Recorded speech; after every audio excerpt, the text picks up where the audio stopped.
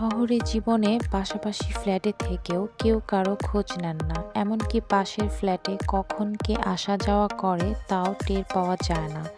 তবে কিছু প্রতিবেশী রয়েছে যারা আপনারা কি করেন না করেন সব বিষয়ে নাক গলাতে অভ্যস্ত। আবার এমন প্রতিবেশী রয়েছে যে আপনার বাড়ির হাঁড়ির খবর নিতে তৎপর থাকে। শুধু তাই নয়, অকারণে আপনার সঙ্গে ভাব জমানোর জন্য বেডরুম পর্যন্ত ঢুকে পড়ে। এমন প্রতিবেশী থেকে শুধুই যে দূরে থাকবেন তা নয়, বরং এদের একটু সমঝে চলুন।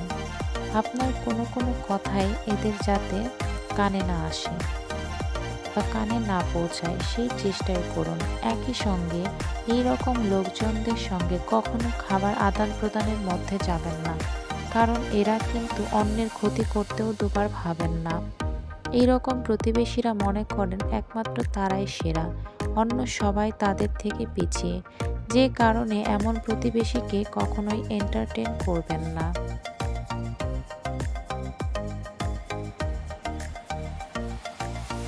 আমাদের চারপাশে অনেক মানুষ সবার সঙ্গে সব কথা করে ওঠে না, কেননা তাদের সঙ্গে চিন্তা চেতনা মতাদর্শের মিল হয় না। কেউ কেউ ইতিবাচক মনোভাবের হলেও অধিকাংশরা নেতিবাচক। নেতিবাচক মানুষের সান্নিধ্য কিন্তু শুভকর হয় না। আবার নেতিবাচক মনোভাবাপন্ন মানুষ আপনার জীবনকে অতিষ্ঠ করে তুলতে পারে, আপনার সব এনার্জি শুষে নিতে পারে। তাই কর্মক্ষেত্র কিংবা ব্যক্তিগত জীবনে যাদের সঙ্গে চলাফেরা করেন তারা নেতিবাচক মানুষ কিনা তা জেনে নিন। এরপর সিদ্ধান্ত নিন তাদের সঙ্গ পরিত্যাগ করবেন নাকি অযথা তর্ক করা থেকে বিরত থাকবেন।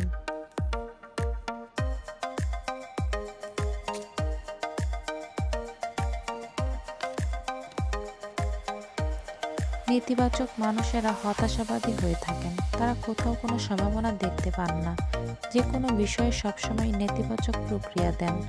হতে পারে আপনি রান্না করে তার জন্য নিয়ে গেছেন, সে আপনার প্রচেষ্টার মূল্যায়ন না করে বরং বলবে লবণ কম হয়েছে, ঝাল বেশি হয়েছে ইত্যাদি। নেতিবাচক মানুষের সান্নিধ্য তেমন সুখকর হয় না।